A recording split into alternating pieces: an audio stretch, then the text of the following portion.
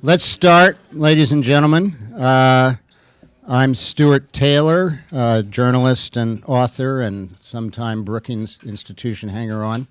And I'm very grateful to the Federalist Society for giving me the opportunity to moderate this discussion between two of the most distinguished lawyers in the United States, Ted Olson and Neil Katyal. I'll begin by introducing them, and then I'll tell you everything I know about class action law, which won't take very long. And then we'll go to them, and then I'll ask a question or two, and then Alan Morrison will ask 10 or 12 questions, and then the rest of you may get a shot. Theodore B. Olson is one of the most distinguished lawyers and public servants in the United States. Now a partner at Gibson, Dunn & Crutcher, where he began in 1965, Ted served as Solicitor General of the United States from 2001 to 2004 under President George W. Bush. And from 1981 to 84, he had headed the Office of Legal Counsel in the Department of Justice. Before that, the Civil Rights Division. Ted has argued not the Civil Rights Division. I apologize for that. Yeah. Right, Cooper. You know, I always get you two guys confused, even when you're arguing about emotional topics against one another. Ted has argued 60 cases in the Supreme Court, including the two Bush versus Gore cases arising out of the 2000 presidential election and Citizens United versus Federal Election Commission, not to mention Ted's outstanding work with his former adversary, David Boies, on the California gay marriage case. And I almost forgot, Ted was chosen by Time magazine in 2010 as one of the 100 most influential people in the world. Of particular relevance today, Ted has a pending petition for certiorari in HP Exploration and Production, Inc. versus Lake Eugenie Land and Development, Inc., a gigantic class action case arising from the 2010 Deepwater Horizon spill. It raises extremely important issues of class action law that Ted will explain. Neil Kumar Katyal, did I pronounce it right, Neil? It's always a problem.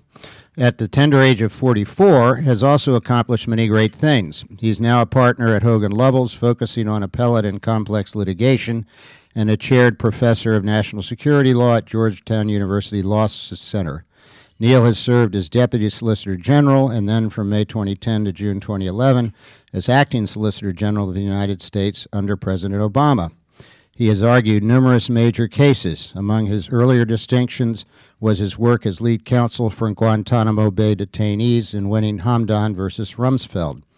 That case held that military commissions set up by the Bush administration to try detainees at Guantanamo violated both the Uniform Code of Military Justice and the Geneva Conventions.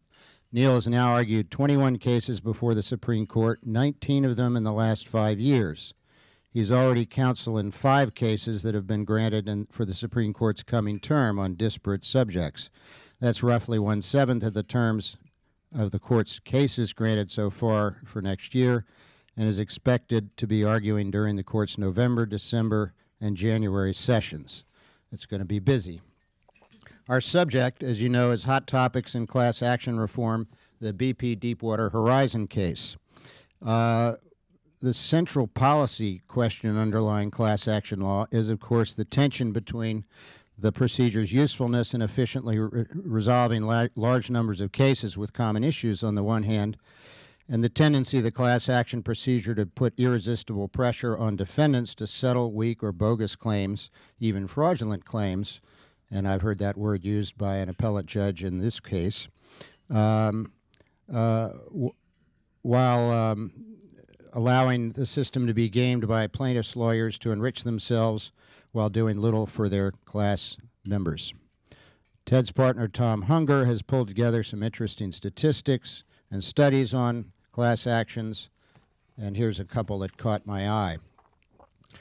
First, over a 2-year period, 2006 and 2007, more than $33 billion in class action settlements was approved. Of that, roughly $5 billion went to class action lawyers, about 15%.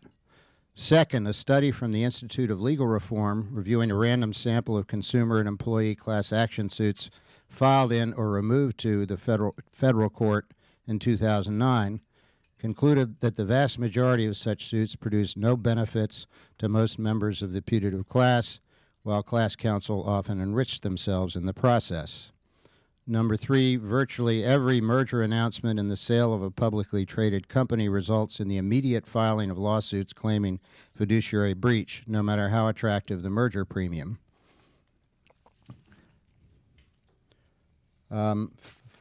5 Supreme Court justices have in recent years significantly raised the barriers to certifying class actions, with 4 justices sometimes in dissent or partial dissent.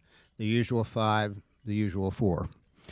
I suspect that the court may be tempted to grant Ted's Deepwater Horizon cert petition, in which the question presented, which has divided the courts of appeals deeply, is whether district courts can, consistent with Rule 23 and Article 3 of the Constitution, certify classes that include numerous members who have not suffered any injury caused by the defendant. I suspect that that will be tempting to some members of the Supreme Court, and I give the floor to Ted, who is to speak for about 20 minutes on that and related matters. Thanks. Thank you, Stuart.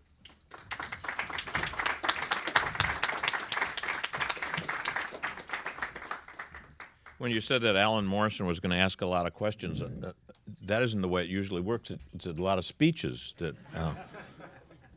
I want to thank the Federalist Society for hosting this program, and I hope that this will be perhaps the beginning of a renewed dialogue throughout the country with respect to class actions and what's happening with class actions, how the potential for abuse of class actions has spun out of control, and what ways class actions can be regulated, reformed, brought under control, so that the mechanism accomplishes the objectives for which they are properly suited, but without the levels of abuse.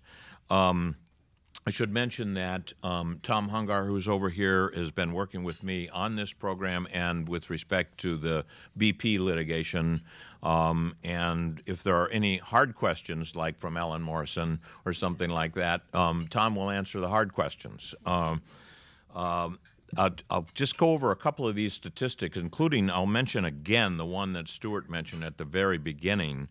This one study, just over a 2-year period, 2006 and 2007, $33 billion in class action settlements, $5 billion in fees to plaintiffs' lawyers. That doesn't include the legal fees to defense counsel, the costs of legal work inside the corporation or the defendant. $5 billion over a 2-year period. That's $5,000 million legal fees awards, although many of them are, of course, a great deal more than that. There are more than 300 class actions settled in federal courts each year, an average settlement of $55 million. The principal beneficiaries, as Stuart said, are the plaintiffs' lawyers. In securities cases alone, in 2013, there were settlements of $4.8 billion. A merger agreement, when announced, almost invariably results in a lawsuit claiming some damage or breach of fiduciary duty on behalf of shareholders or potential purchasers of stock. In 90% of transactions valued at $100 million, 90% of the settlements are reached before the merger is even closed.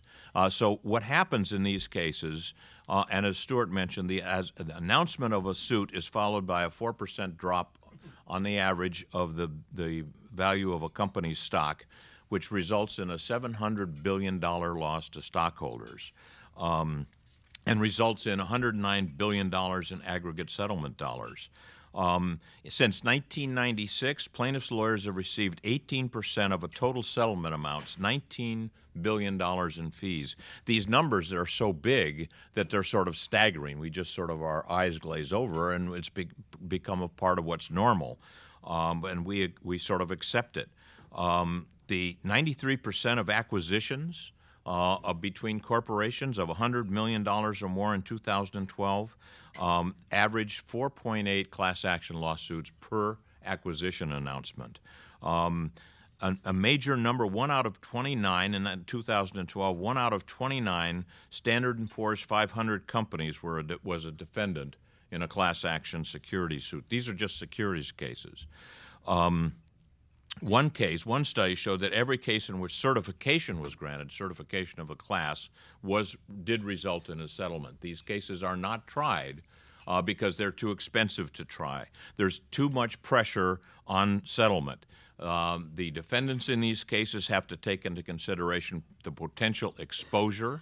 The larger the class, multiplied by even a small number of potential exposure, makes the number so big that it's so easy to say, let's get rid of the case. The defense costs, in addition to settlement amounts, the cost of these things on the economy, there are the defense costs, there are the drain on resources of the defendants, executive time, distraction, discovery burdens, a reverse incentive on the lawyers involved in bringing these cases to take as much discovery as you possibly can, to put in as many hours as you possibly can, because when the time comes to file for a settlement, attorney's fees, there's a multiple of based upon the number of hours. So there's an incentive to put as much time as possible, whether it's wasted or not. No one ever evaluates whether that time was really necessary or valuable. It's just how many hours are put in. And so the plaintiff's lawyers will take a lot of discovery and make a lot of motions and do a lot of things that run up the hours. They'll bring lots of lawyers to the depositions. The defense lawyers have to spend an equivalent amount of time. So the costs go up and up.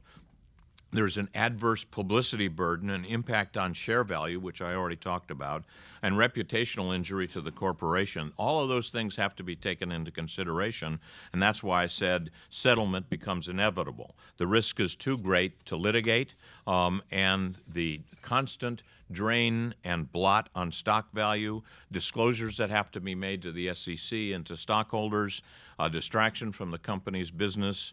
So the settlement results inevitably. And the settlement invariably results in massive payments of fees to plaintiffs' counsel.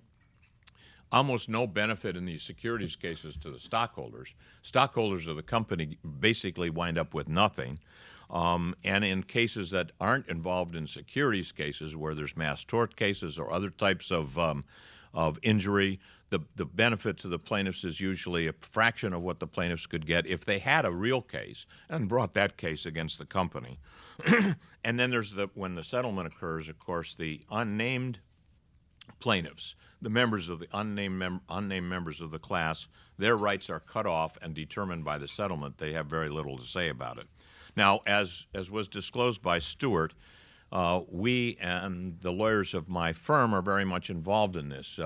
My partner, Ted Boutros, argued the massive Wal-Mart case a couple of terms ago in the Supreme Court. My partner, Miguel Estrada, argued the Comcast case, which was the Supreme Court decision on class actions that came down in an antitrust context just a year or so ago. We're involved in the BP case and a number of other cases. So we do have an axe to grind, but I think that you knew that anyway. But I think that it's important, the merits of this subject and the costs of the economy. What does this cost to our GNP? What does it cost to our productivity? How much do these lawsuits benefit society, or are they just benefits to plaintiffs' lawyers and a tremendous drag on the economy? Now, class actions do serve a purpose.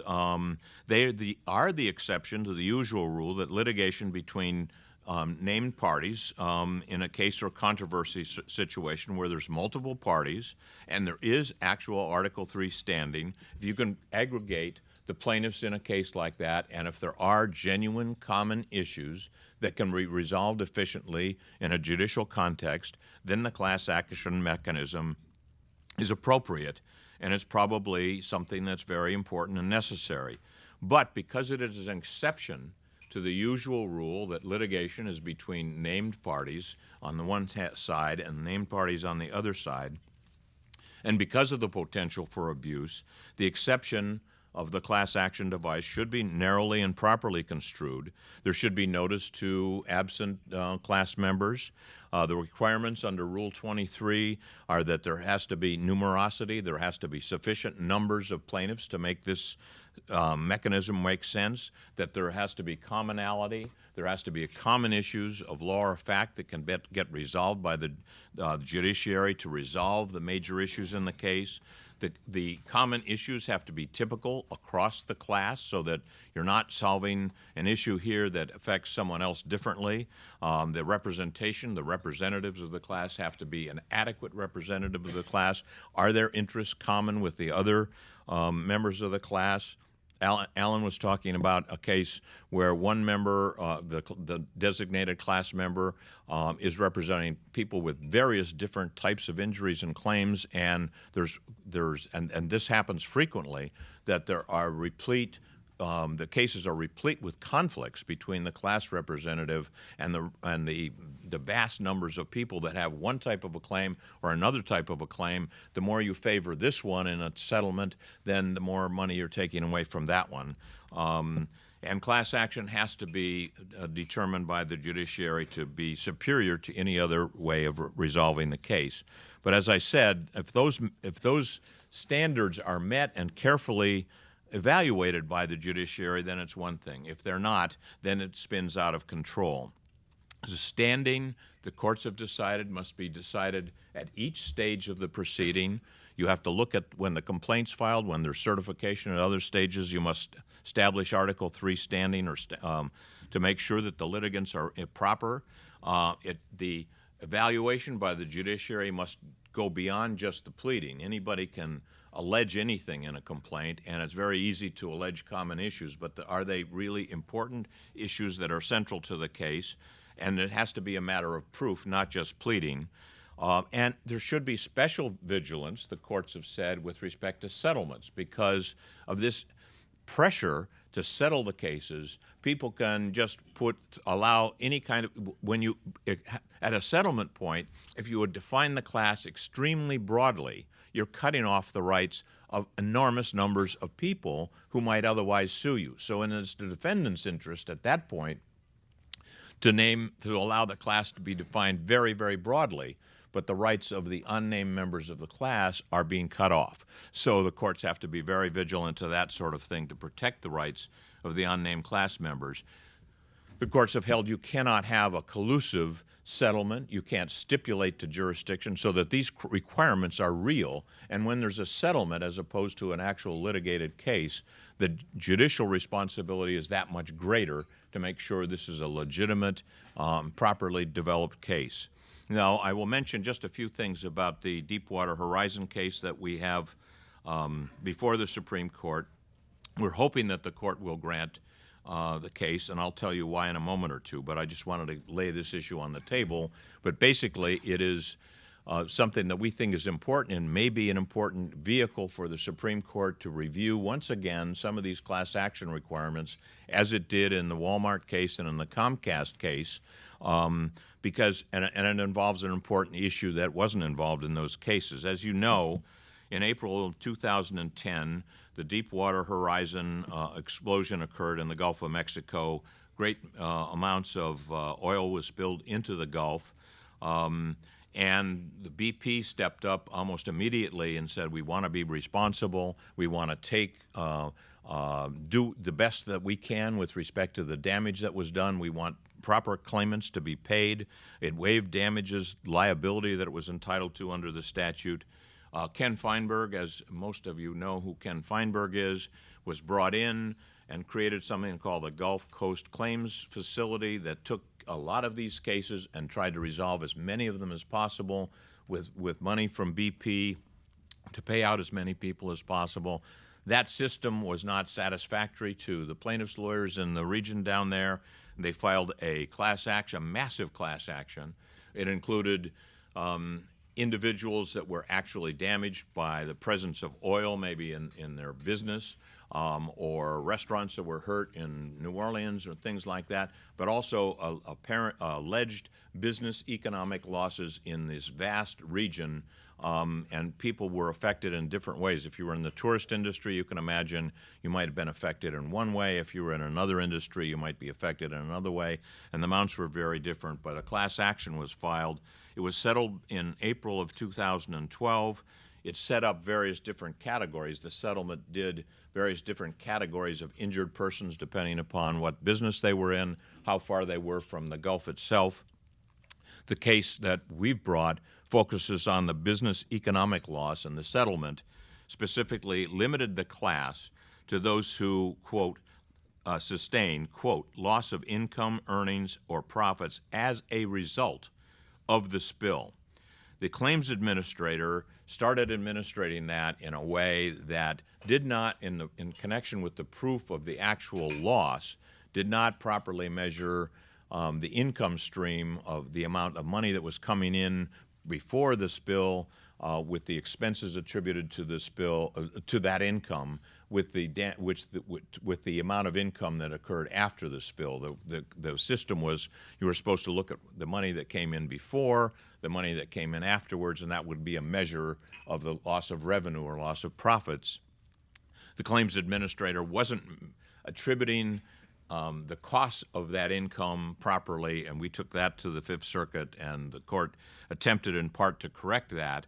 But the big problem in the case is that the claims administrator came to the conclusion that you don't have to really prove that you were someone who was actually injured. You can sign a proof of claim saying that I suffered some injury. You might be 300 miles or 400 miles from the spill. You might be a contractor. You might be a lawyer who has a contingent fee business, and you might be a dentist whose office was closed down because you went on vacation a certain period of time. The issue of causation went out the window. And when that decision was made, and I'm oversimplifying, by the claims administrator, the lawyer solicitations started appearing all over the states involved that are anywhere near the Gulf of Mexico. One of them said, lawyers are soliciting, you come in and file, bring your claims to me and we will file and we'll get you some money. One of them said, you do not need to prove that BP caused your loss. If the numbers work, we'll get a recovery for you. These are exact words. These are newspaper solicitations, radio solicitations.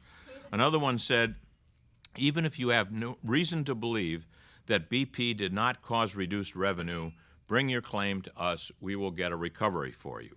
The ads worked. Of course, you know, the plaintiffs' lawyers are bringing these people in. They worked. By November of 2013, $76 million were paid to claims that were indisputably not caused by the BP oil spill.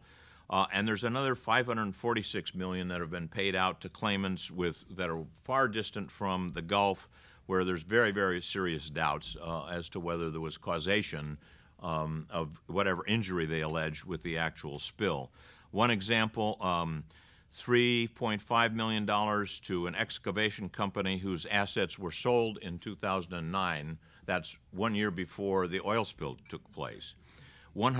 These add up, by the way, $135,000 to a phone retailer who was out of business in 2010 when the oil spill occurred due to a fire at the business. $175,000 to an attorney whose license had been revoked 1 year before the oil spill.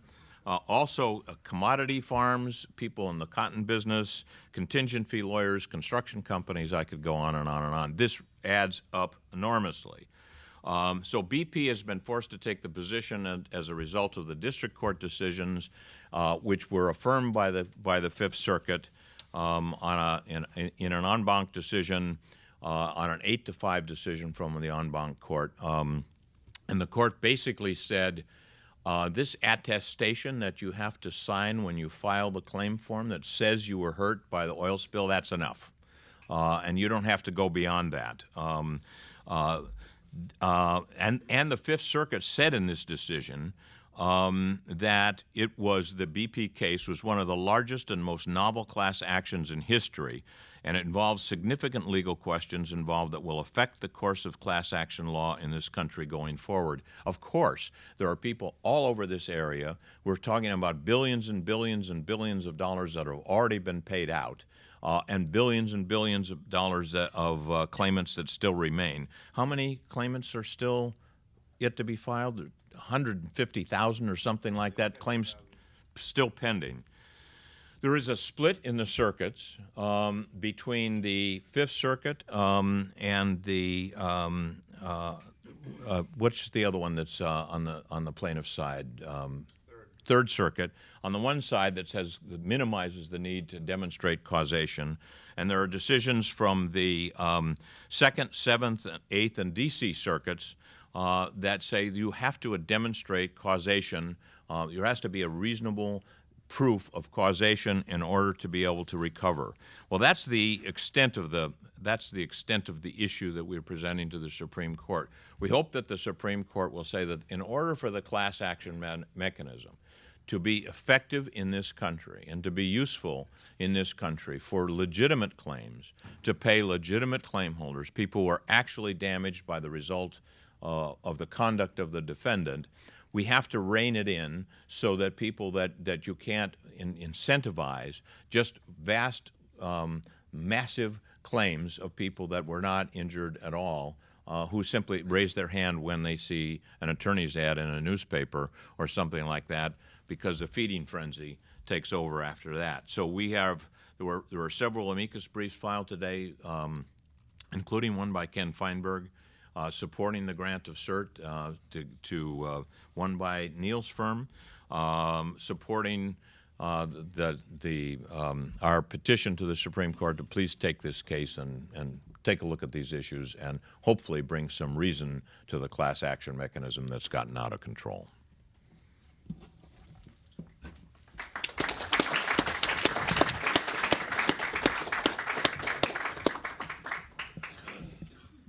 Thanks. It's a total delight to be here with all of you.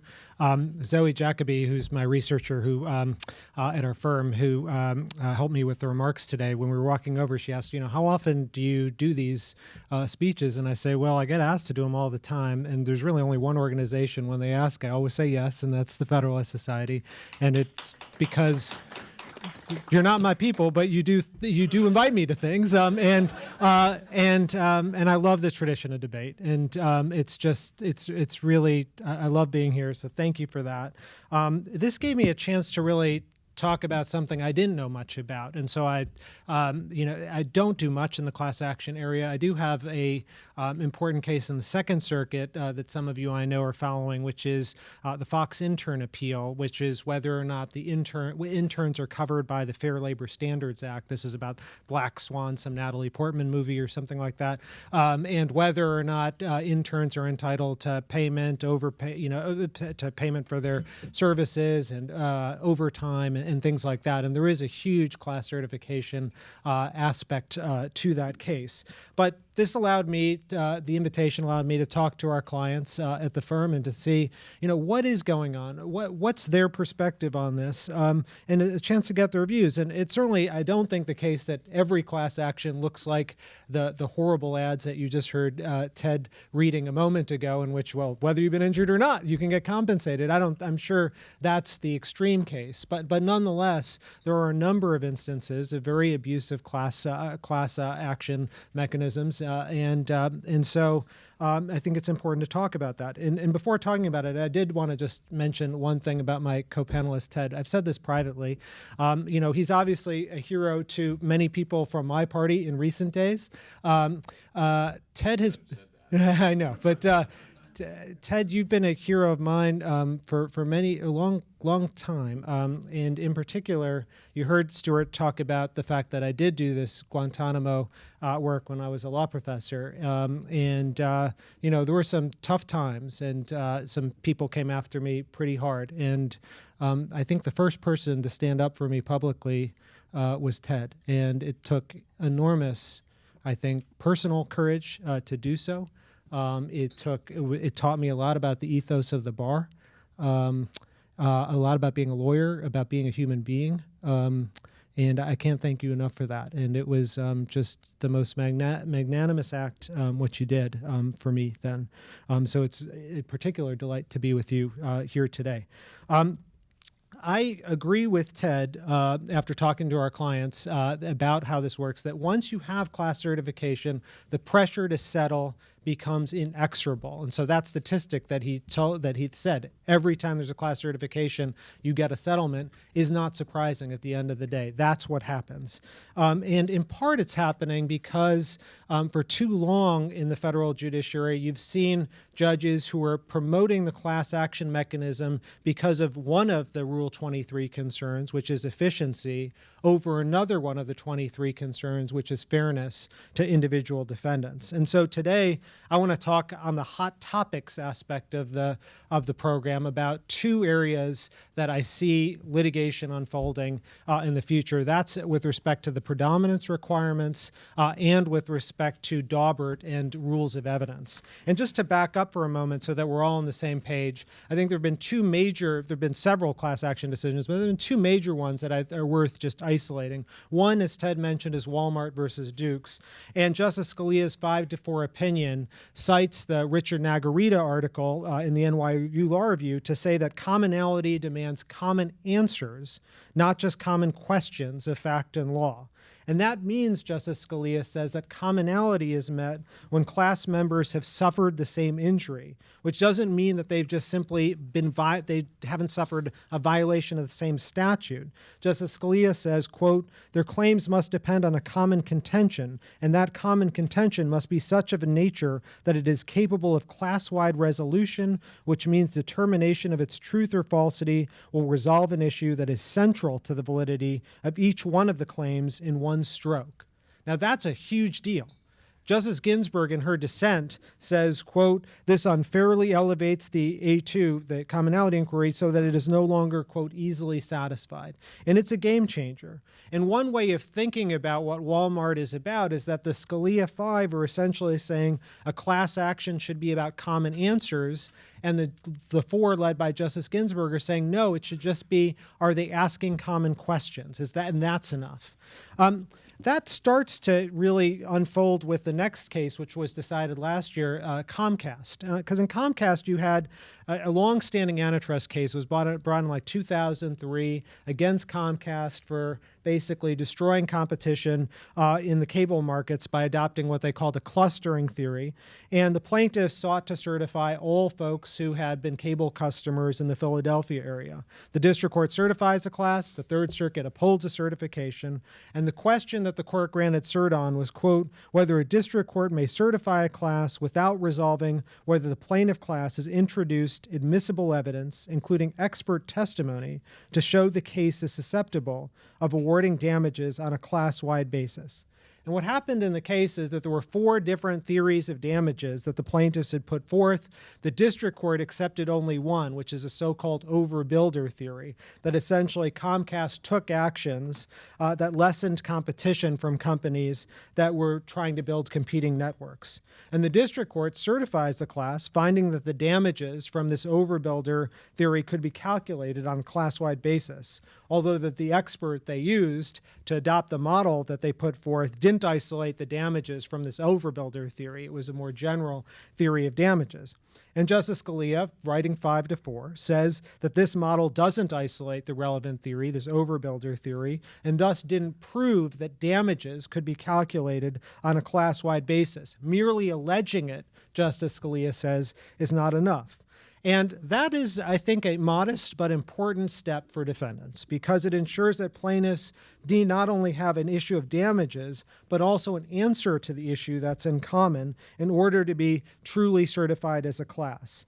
And in addition, there's this other part, which is now playing out a lot in the lower courts. There's this line in Comcast about predominance and contrasting it with commonality. Justice Scalia says, amps up what Wal-Mart versus Duke says, quote, if anything, Rule 23's predominance criterion is even more demanding than the commonality requirement. And my sense is that this, too, will help defendants by saying predominance is different than commonality. Merely meeting one doesn't meet the other. And for example, in our Fox intern appeal, that's exactly what the district court said was, you met commonality, plaintiffs, therefore you met predominance, that they're the same inquiry. And I think, and this was after Comcast, and I think Justice Scalia's opinion, I think, will prove, very strong in pushing back against that notion that they're two sides of the same coin. There's something more to predominance.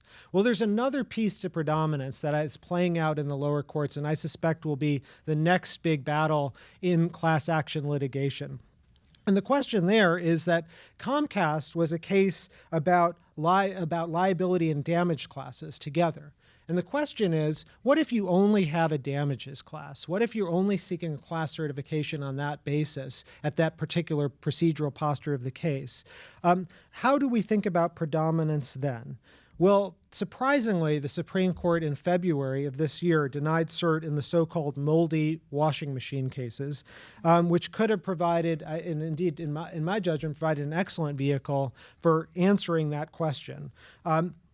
These are basically two. There's a third case, which I'll talk about at the end, in which the plaintiffs were seeking class certification to bring lawsuits against manufacturers of front-loading, high-efficiency washing machines that evidently suffered from some design defect that allowed them to have some mold. I think we had this in our house, and we just paid $100 for someone to come by and fix it. But in any event, there's some design defect which promotes mold growth and disorder. And the important thing in these cases is that the putative classes were comprised of all residents of certain states who bought this type of washing machine starting in 2001. Now, the vast majority of these folks didn't actually have the mold, so they didn't suffer from the problem. And in both cases, the court had GVR'd these cases in light of Comcast and the light, but then they came back to the Supreme Court in this February cert petition. And they're both attempts to certify liability classes and leave the damages determinations for later on in the proceedings. And that's obviously unlike Comcast, which was a liability and damages class. So one of the cases is Glazer versus Whirlpool. That comes from the Sixth Circuit. It's a case trying to certify all Ohio residents who've bought these Duet washing machines after 2001. And the Sixth Circuit says, yes, this satisfies predominance and superiority requirements. The court finds that the putative class doesn't need to prove that each element of the claim can be proven class-wide. That is an issue that the court says can come up later on the merits. Instead, it says simply that common questions predominate over individual ones, and they say the Comcast decision doesn't preclude certification because Comcast applies to damage and liability classes together, not simply liability classes. And they adopted this, so-called premium price theory to justify this result. The argument was, okay, not every washing machine has this mold, and not everyone was individually injured in that way. But they said everyone who bought these machines paid more than they otherwise would have had they known about the design defect. And there's a lot of problems with that theory. After all, individuals pay different amounts. Their, elasticity of demand may differ on an individual basis, and the like. And it's, and I guess raising also the concern that Ted has about Article 3, if a party suffers no injury directly, it's a little hard to see why that's cognizable for Article 3 purposes. But in any event, the Sixth Circuit says absolutely can certify the class. Now, the other case, interestingly, comes from the Seventh Circuit and from someone who is often your friend, Judge Posner. This is a case in which the Seventh Circuit says that these washing machines class can be certified. He says that a, quote, damages suit can't be certified to proceed as a class action unless the damages sought are the result of the class-wide injury that the suit alleges. But then he goes on to say, look, predominance is not simply a matter of just counting noses and trying to figure out who has more issues, similar or different. He says the key question for class actions is the efficiency of the mechanism. Is the class action a more efficient mechanism of resolving the problem? And he says, quote, a class action is the efficient procedure for litigation in a case such as this. It's a question of efficiency, and to determine that an entire class shared an answer, not just a question of law in common, he says, says, would be to drive a nail in the coffin of the efficient procedure of class action mechanisms altogether. Very strong thumb on the scale in terms of efficiency over fairness, the other Rule 23 criterion. And I think it does illustrate that this isn't, and it shouldn't be, I think, ultimately a political decision between so-called conservatives who are against class actions and liberals who are for it. This doesn't break down on party lines. I think it does break down a little bit on people who read the text of statutes and rules versus people who import efficiency concerns into them, as Judge Posner is wont to do. It is a surprising fact that he writes this, and it's surprising that the court denies cert. Nonetheless, I suspect that this is not the last we'll hear of this. I think there'll be other petitions coming up this year that raise this predominance question in terms of liability classes. The other thing I just want to quickly mention as we think about hot topics is Daubert. So the question is whether a Daubert evidentiary analysis should be applied to expert testimony at the class certification stage. And in Wal-Mart versus Dukes, Justice Scalia's opinion said that proof must be presented that the members of the class can share answers, as I said, not just merely questions in common. And the court said that that had to be proven, not merely alleged. And so the question is, how do you prove it? Well, one way, obviously, is expert testimony. And then the question is that a necessity? And do we apply Daubert standards? Here's what Justice Scalia says about the expert, the sociologist, in the Wal-Mart case, Dr. Bilby. Quote, "The parties dispute whether Bilsby's testimony even met the standards for the admission of expert testimony under Federal Rule 702, see Daubert. The district court concluded that Daubert didn't apply to expert testimony at the certification stage. We doubt that that is so, but even properly considered, Bilsby's testimony does nothing to advance respondent's case." Now, many people thought Comcast would be the case that was going to resolve that question that was left there hanging by Justice Scalia's opinion about the appropriateness of a Daubert evidentiary hearing at that stage. Now, there was a procedural problem with that in Comcast because the parties hadn't necessarily objected at the time, and so the court didn't deal with it for maybe that reason or others. But nonetheless, it's clear now there's a strong circuit split on the question. The 7th and 11th circuits say that Daubert analysis applies at class certification. The 8th and 3rd circuits say it does not apply in clear holdings. And so I suspect that issue will come before the court. The third of the washing machine cases, the BSH case, did try and raise that issue. It wasn't teed up procedurally perfectly, and again, that case was denied as well. But I suspect as we think about what are the hot topics in class actions, I think predominance and Daubert are two that we will see probably, if not this term, then certainly next term. So thank you.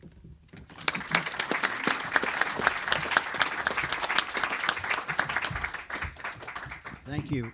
Thanks to both of you. I'm going to ask two questions grouped together for Neil and then two for Ted, and then open it to questions from the floor. My first question for you, Neil, is backing way off. There's, part of this, the disagreements on class action seems to be the usual ideological polarization.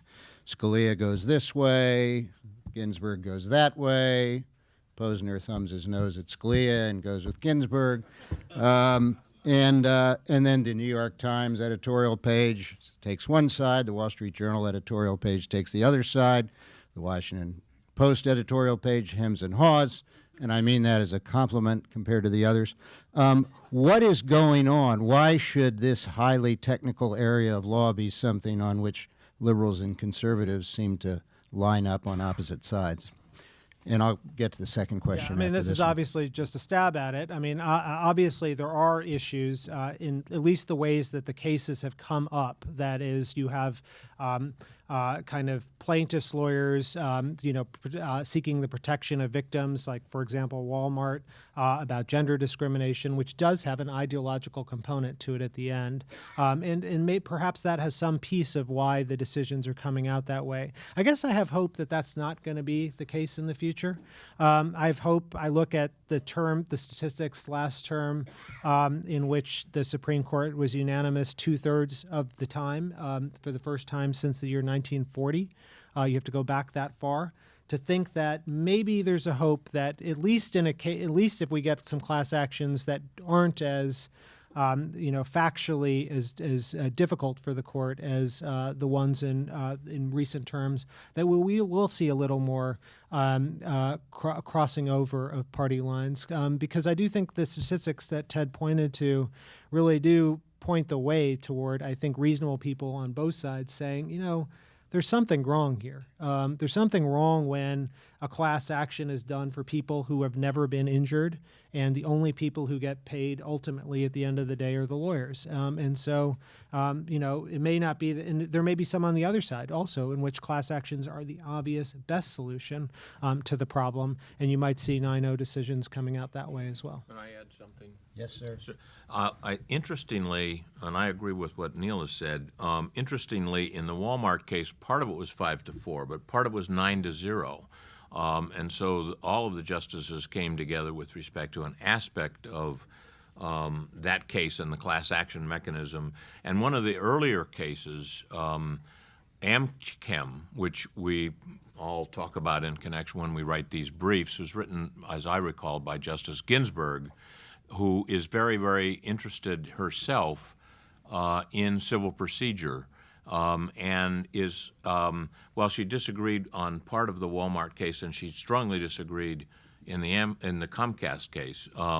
She also is very sensitive about the way the rules of civil procedure operate and whether or not the judiciary is functioning the way it should. So and some of these cases do have an ideological component, and part of that Wal-Mart case, just as soon as you say gender discrimination, there's a risk that you've got people split on different sides. But some of it, if we write our briefs properly and focus on the things that can bring the members of the court together, shouldn't come out this way, because we are talking about the functioning of the justice system and allocation of judicial resources. Because if people can just bring willy-nilly class actions because they can collect attorney's fees. I asked this in the office the other day, how many of us have received one of those things in the mail that identified you as a member of a class? Because it was a telephone company or a car company or something like that. And lots of people, everybody's received one of these things. How many have actually turned in and filed a claim? All the hands went down, none. So, I mean, there's something the matter with the efficiency of a system that is involving that kind of a process. And I think that the efforts, the lawyers who are on the side of this that want to bring this system under some sort of reasonable control and some semblance of order need to focus on those parts that can bring justices together. Good. Second question for Neil, and then for Ted if he wants to answer the same thing. And I guess the premise for this question is that Ted's excellent brief, and in particular the quote I'm about to read from Judge Clement's dissent in the lower court, makes me think, did the lower courts just go nuts in this case, or is there something to be said? There are some sensible people who are on the majority in the lower courts. How could they take that position, especially given Judge Clement's statement that the decision would funnel windfall payments into the pockets of undeserving non-victims, an absurd result that effectively made the Court of Appeals a party to this fraud? That's pretty powerful. And what's the best response to that? Devil's advocate. You're not being held responsible for whatever you say. I'm going to defer to my co-counsel Alan on that, because I'm just going to stay away from BP. It was just pending when I was at the Justice Department, and the spill happened, so I'm just going to stay away from that one. Ted, devil's advocate. Well, I can't imagine what could be said in defense of the system. Let me just amplify on what you said. She also said that the district court's interpretation that sort of wrote causation out of this, the district court's interpretation and implementation of the agreement eliminated the requirement when the claims administrator informed claimants that they would be compensated whether or not their injuries resulted from a cause other than the Deepwater Horizon oil spill. Thus, she noted, without contradiction by the majority, that the subsequent implementation has expanded those who can recover, even to those who cannot trace their injuries to conduct of BP. Now, I suspect, without strong basis for it. The other side, the majority would say, well, we can't be too precise. It's going to be not clear in some cases whether a business suffered an injury because the tourist industry down the street, or my crops weren't purchased because it was bad for the economy. There's going to be very massive amounts of uncertainty. When we have a settlement like this, the defendant has decided to buy peace in a way of compromising strict standards because it wants this over with, and we have to allow for a certain amount of play in the joints with respect to this. Then I would say, in answer to that, well, fine, up to a point. But when you get to a point where people are manifestly not demonstrating, and manifestly on the face of things are not able to show with credible evidence or colorable evidence that there was indeed some causation, there has to be some limit to that. Otherwise, the slope is endlessly slippery.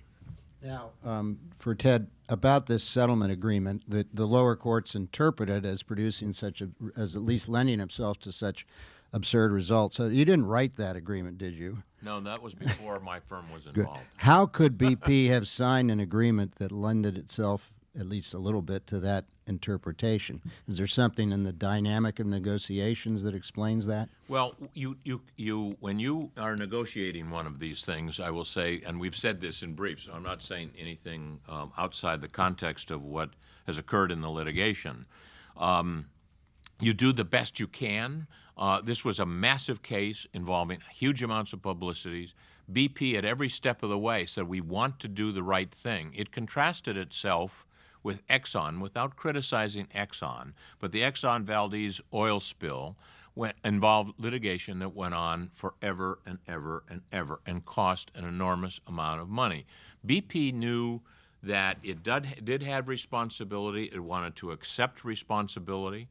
It wanted to pay legitimate claimants who were actually damaged. It wanted to be a good corporate citizen.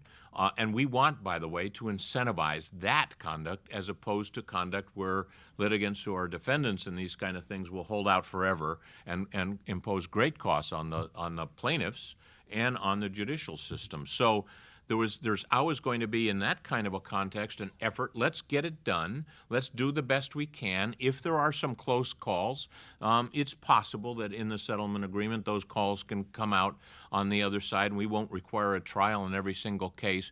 But in each case, a lawyer is trying to put language into an agreement that will be construed reasonably.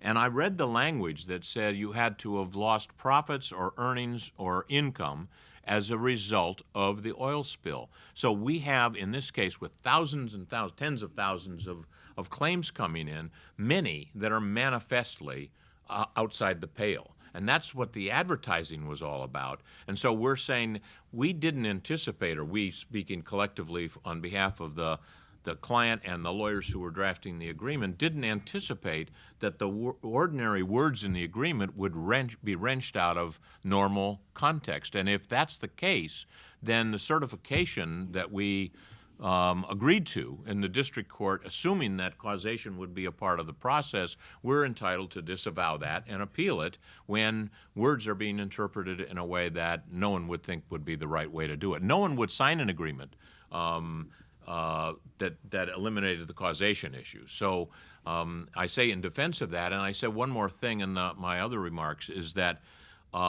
if a defendant tried to do that and enter into that kind of a settlement, it's the judiciary's responsibility not to put its imprimatur on something that goes beyond the limits of Article 3 and the requirements of Rule 23. The courts do have a role here, and they have to perform that role. They can't say, well, you agreed to this, and so that's all over. No, it has to live up to the standards in Rule 23, the Rules Enabling Act, and Article 3. Lastly, a question that may sound naive, but I'm going to ask it. You cited a couple of cases where it was absolutely clear that the injury, if any, had occurred before the oil spill. The attorney whose license was revoked, a couple of others, the company that, the excavation company that had already sold its assets. Why aren't the attorneys who filed those claims subject to sanctions under Rule 11 or to bar discipline for fraudulent, for what the Judge Clement called fraudulent claims? Well, my first answer would be, of course, they should be. My second answer would be that, and I don't want to get too far into that. It would be, if I was representing that lawyer, I would say the chart said we made less money in 2011 than we did in 2009, and therefore, during that same comparable period of time, I don't really have to prove that. If I lost my license, so what? There may be other causations, and this agreement allows me to get away with that, and the courts have approved it. So once the courts have approved it, how can you sanction me for violating Rule 11 or engaging in fraud if the district court and now the Fifth Circuit has said it's okay? That's the difficulty that we're in when you have kind of a system that's been wrenched out of any kind of logical reason. Thanks to you both. Questions from the floor, Stuart? Let me pose it to Neil or to Ted. It may be that by analogy at least, that the Supreme Court has resolved your Daubert issue, a very fair issue in the Halliburton case. But that begs the question. Securities litigation is the kind of bellwether for the analysis of class action cases because there's so many of them. And it's an illustration of the old maxim that one lawyer in the town will starve, but two do very well. It's a composite problem, and in securities cases, I mean, there are two basic flavors: fraud cases and derivative cases. And satisfying the Rule 26 requirements, or the class certification requirements, is not terribly difficult because of the liability theory that has been adopted. In securities cases, it's efficient market theory.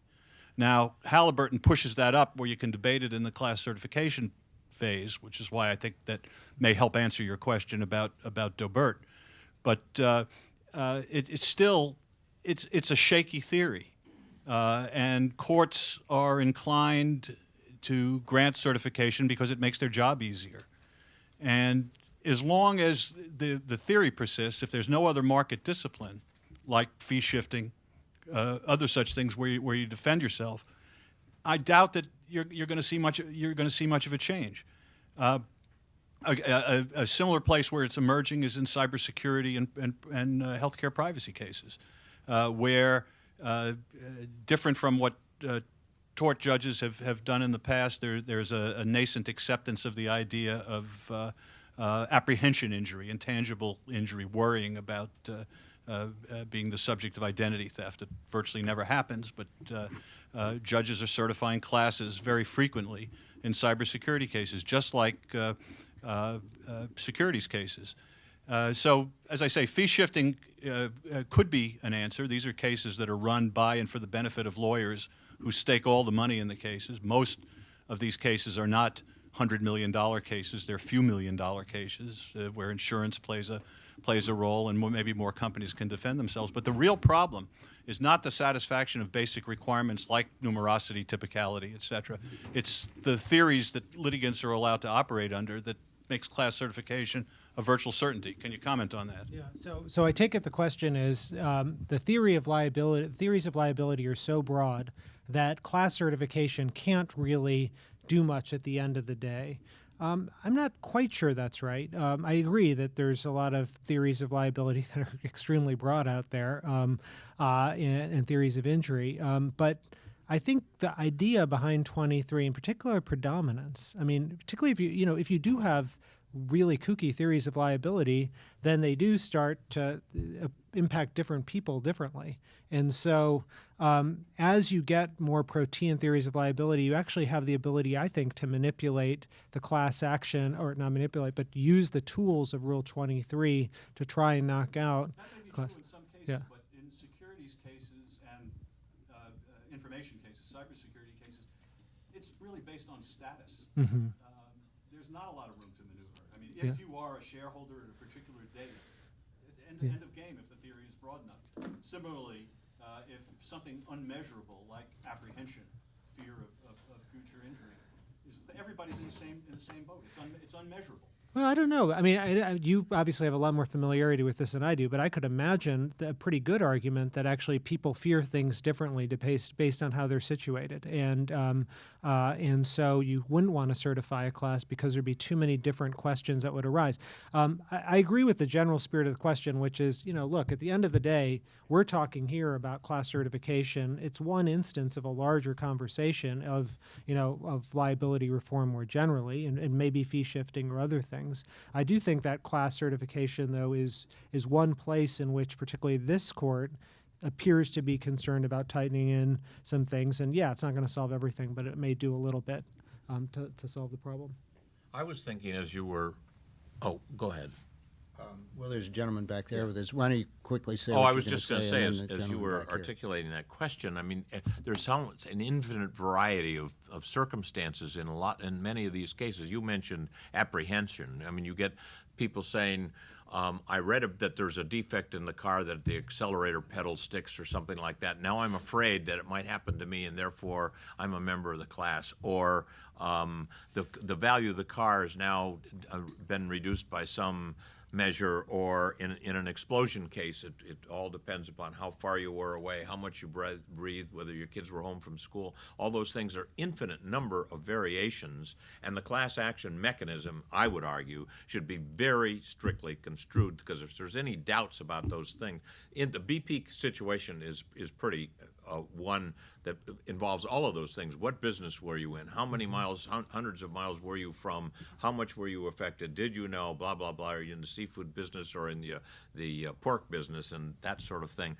The class action mechanism, the courts, I think, should properly say, this is an exception to the normal rule. If you have a case, named plaintiff brings a case against named defendant, that's the normal rule. So the exception, since it involves such attacks on our economy and is so much subject to abuse, ought to be narrowly construed, and all of those things. I don't think really Halliburton solved that, because I think what the court was doing was kicking the can down the road on Halliburton, saying, oh, right, well, maybe we don't want to overrule that basic case, but we'll solve it for today, and look at the real hard problems the next case that comes along. Sure.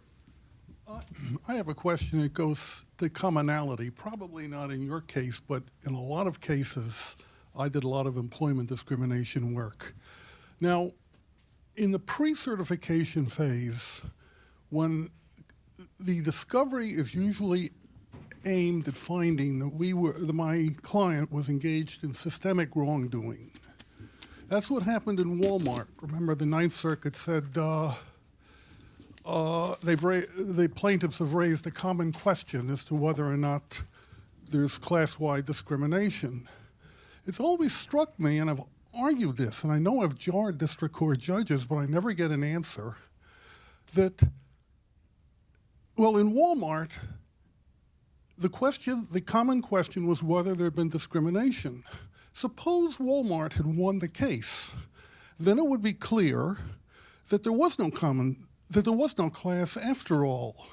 The court has deferred. The court, when it certifies a case on that question having been asked, it defers the question of whether a class exists until trial. If the answer is negative, nothing has been settled except an evidentiary theory. There's no res judicata for the defendant. Cooper is clear on that. The case just disappears. Commonality, the way I like to articulate it, is at a certification hearing, the issue is not whether the plaintiff can win for the class members.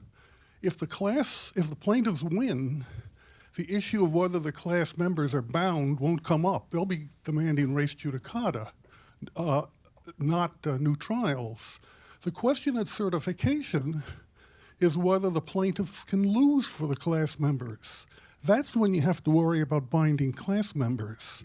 That's when the defendant's right to res judicata comes into play. And I've never been able to get a judge to comment on that. I've had a few orally say, well, you can settle an issue instead of a claim. But what you're settling when a class action is dismissed is a lost is an evidentiary theory. You're not even settling an issue, and not much of an evidentiary theory at that. And where it comes down to was nobody ever thought that Wal-Mart could resolve the claims of 2.5 million women by winning the case. It was offered what was really the old Sir, spurious could class you wrap up action. the question? I'm sorry. Yeah. No, I'm getting wrapped up in it myself. But that's one of two very fundamental issues I see in class action law that nobody addresses. I thought Scalia had addressed it, but I see from the cases that follow, nobody thinks he has. Could you comment on that? Well, I'll comment just a little bit, and maybe Neil can add something to this. Walmart's a really egregious example of the abuse of the whole process, and I think you make some good points. But to reiterate, there was 5 plaintiffs, I think, 2.5 million members of the class. It included people that used to be employed, that were still employed. It included people where the only commonality is that they were women, and they said they'd been discriminated on the basis of their gender. It included people that had lost their jobs because they'd been fired because they didn't come to work.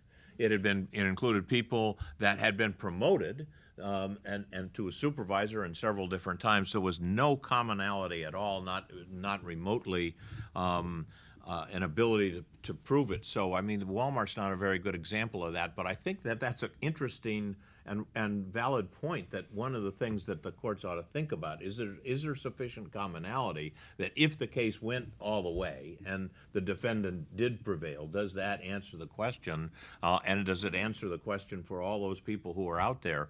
I don't know how to answer it beyond that, but you've raised something that I'd like to think about a little bit more. I think it was a good question. And I'd say 2 things that are related. One is your question in an interesting way is related to the question before about sprawling theories of liability, because in Wal-Mart, the theory of liability was, well, there's no policy of discrimination that Wal-Mart has. It's the absence of a policy and kind of the fact that individual stores could run their own fiefdoms that created the theory of liability, which, frankly, sounds pretty tough to defend as a theory of liability.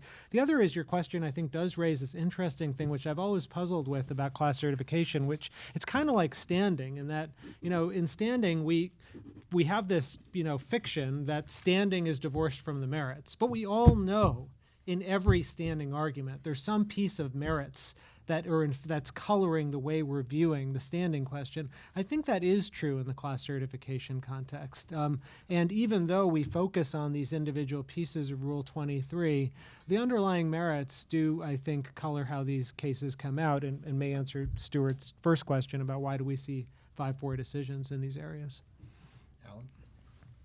So Ted, I accept for the moment I accept for the moment that the district judge was wrong in reading this, how he read the settlement agreement, and the Fifth Circuit was wrong in how it failed to overrule the district court.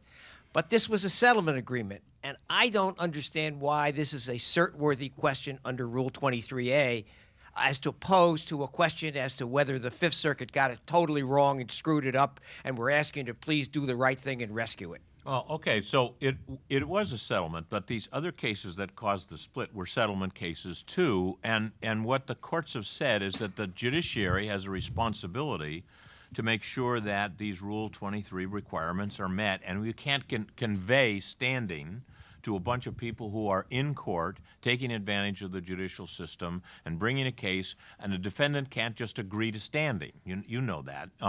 And so here... Clearly some people were injured, right? Some people were injured, no question about it, but members of the way that's been construed now is that the class consists of people, as the way the district court has construed it and the way the Fifth Circuit has approved that construction, is that it includes people certainly who have been injured, but it also includes large numbers, big, massive numbers, and that's where some of these other circuit cases come in. When you include large numbers of persons who manifestly, demonstrably have not been injured at all, you're including within your class people that do have standing and people that don't have standing, and that settlement was not written to include that. The settlement specifically included the causation requirement linking to the bad outcome. So now it's as if that phrase in the settlement agreement, not a settlement agreement anymore. When the word causation is taken out of the settlement agreement, it's not what anybody agreed to, we contend.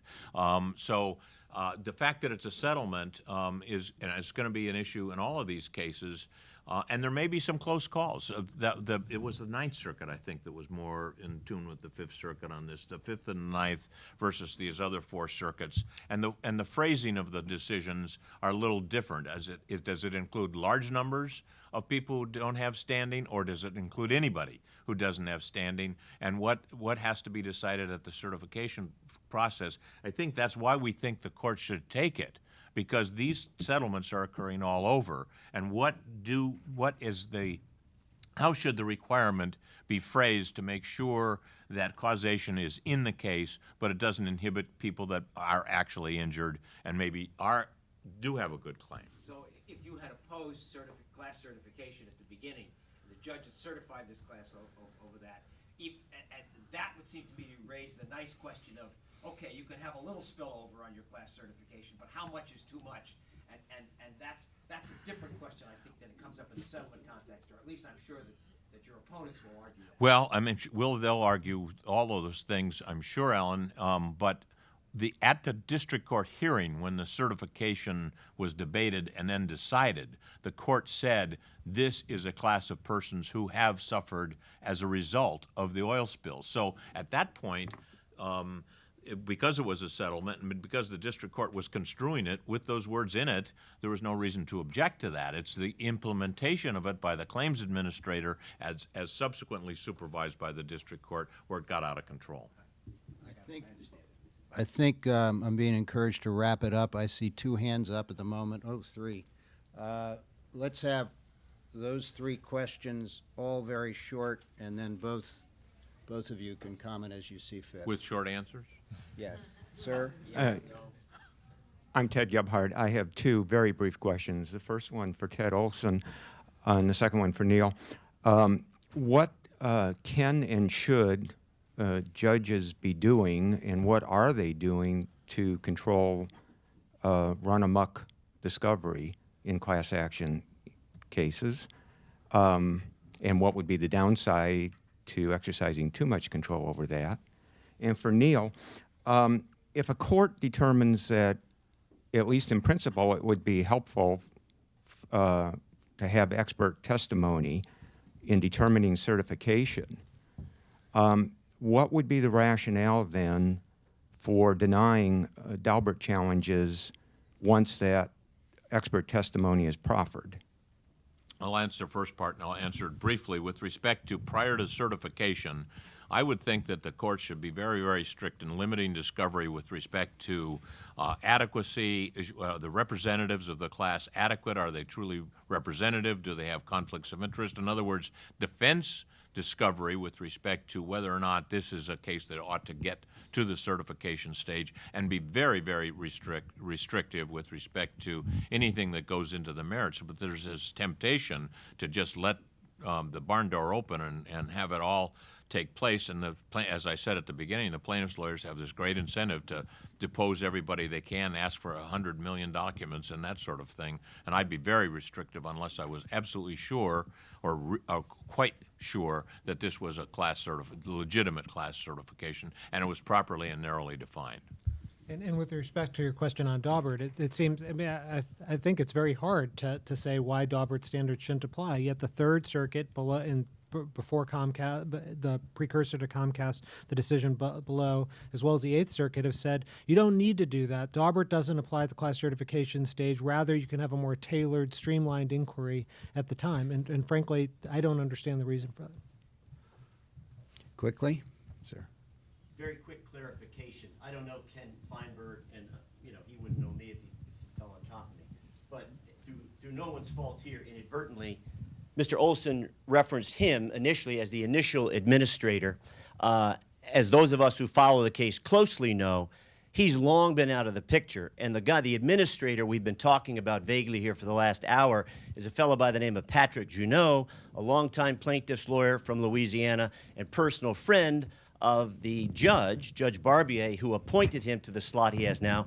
And one last axe grinding, Judge Barbier, as some may or may not know, is a past president of the Louisiana Trial Lawyers Association. So the folks on the panel are far too dignified, perhaps, to point out some of these coincidences, but I thought it was important to note them. Thank And you. if you'd like to amplify on that, you can please go ahead. Well- No, I'm just kidding. I'm just kidding, but the point about Ken Feinberg is a very good one. He was in there for a period of time. He was, I have the greatest admiration He's for the him. greatest. He was doing a fabulous job. He did a fabulous job with the 9/11. I know that from personal experience with that job that he did. He's so conscientious and he's tough. He will say no, and he will hold people to it. So all of this that we are talking about is subsequent to his time there. Correct. Thank you for that. Over there. Last question.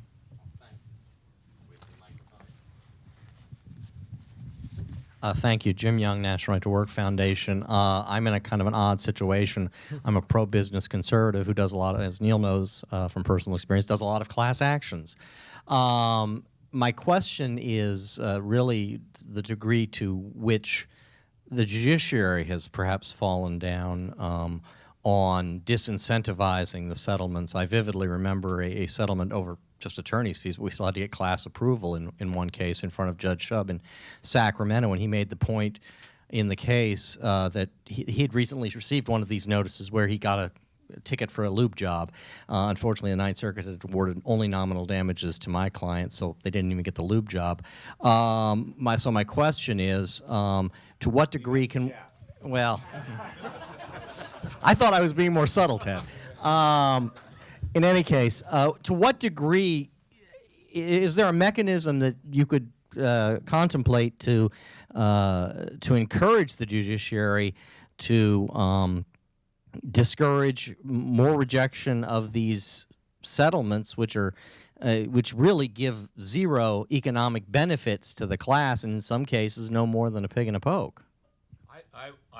I'm glad you asked that question. I'm hoping that this will be the start of a national, loud, vigorous dialogue with respect to all of these questions and more of them around it. The Federalist Society has many times been the first wave of having that kind of discussion. I was a part of something called the Civil Justice Reform Group about 15 years ago, in which we were concerned about expert witnesses, warning labels, class actions, punitive damages, all of those things. The business community came together with the Chamber of Commerce and other people who had interest in these things, and academics and so forth. And there were a lot of people that started to pay attention, because these things that get out of control like this, that cost so much money, are what we call then a tort tax or a civil justice tax, which affects, if you measure the amount on the GNP of having settlements where there's $70 million of attorney's fees, and you get a certificate for a lube job between the months of August and September 11th or something like that, and all of those kind of really phony things, that we realize what this is doing to our economy and how it's hurting the effectiveness and competitiveness of our economy. Maybe legislators will change, maybe judges will pay more attention, but the only way to get that to happen is having lots of people talk about it. And some of these statistics, and there's a lot more than the ones I alluded to, are out in front of people, and people are realizing this is not a free lunch. This is not just nice to buy. It does help the private jet manufacturing industry for the plaintiffs' lawyers, because they buy a lot of those things. But other than that, it's not good for the economy. Thanks to you both, Ted, Neil. Thanks, and thanks to the Federalist Society for hosting, and thanks to all of you for coming.